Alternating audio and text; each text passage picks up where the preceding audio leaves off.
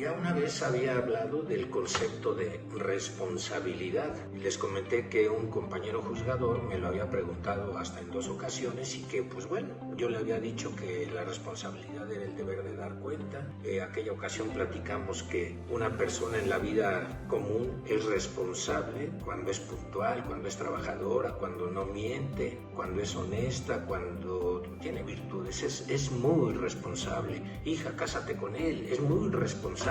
También habíamos hablado de un autor que es Hart, de un libro que se llama Crimen y Punición o Crimen y Castigo, como el libro de Dostoyevsky, aquella novela. Y también hablamos de Roxin, que había aumentado el concepto de culpabilidad y lo modificó por el de responsabilidad, de manera que para él la responsabilidad se compone con la culpabilidad, es decir, cuando una persona es imputable, cuando tiene conciencia de la antijuridicidad y cuando le es exigible otra conducta. Pero eso no es suficiente para la imposición de la pena, de acuerdo con Roxin, porque también se requiere que exista necesidad y merecimiento de la pena.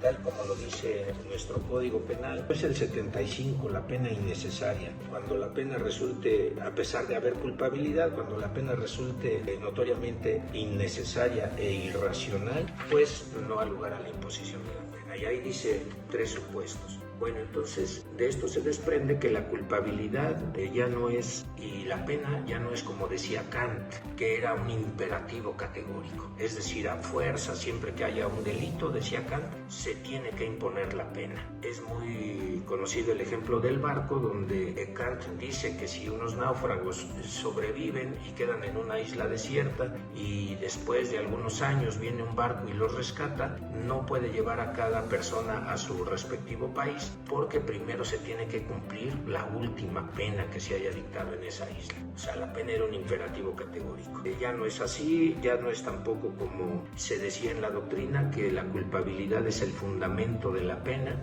O sea, tienes culpabilidad, puedes imponer la pena. Ahora creo que este artículo 75 y las aportaciones de Roxin, ahora la culpabilidad se ha convertido en una condición necesaria, pero no suficiente para la imposición de la pena. ¿Por qué? Porque falta ver ese criterio de necesidad y de merecimiento de pena, y falta también ver si no hay una excusa absolutoria. Ese artículo 75 habla de 3 supuestos: hay culpabilidad y por lo tanto ya hay delito, pero si el sujeto sufrió consecuencias graves en su persona, o por su precario estado de salud, o por su senilidad avanzada, no ha lugar a la imposición de la pena, de manera que puede haber delito sin pena. De modo tal que entonces la responsabilidad, investigué y encontré a 2 autores, que uno se llama Pablo Larrañaga, que tiene un libro que precisamente se llama El concepto de responsabilidad, y a otro que se llama Rodolfo Andrés Correa, que tiene otro libro que se llama La responsabilidad extracontractual del Estado, algo así es el título.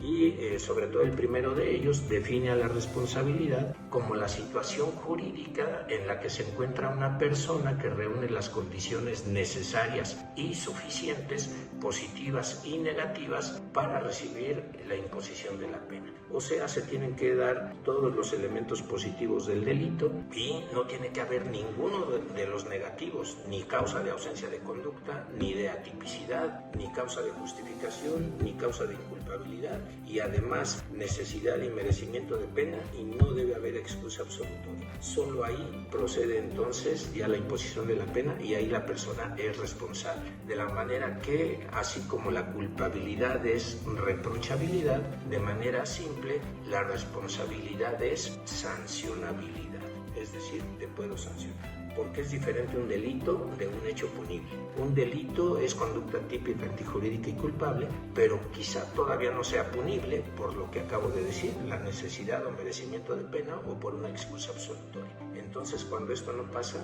ya hay responsabilidad, o sea, sancionabilidad. Espero que esto disipe la duda de mi compañero juzgador, que tanta inquietud tiene sobre este tema. Se cierra la audiencia.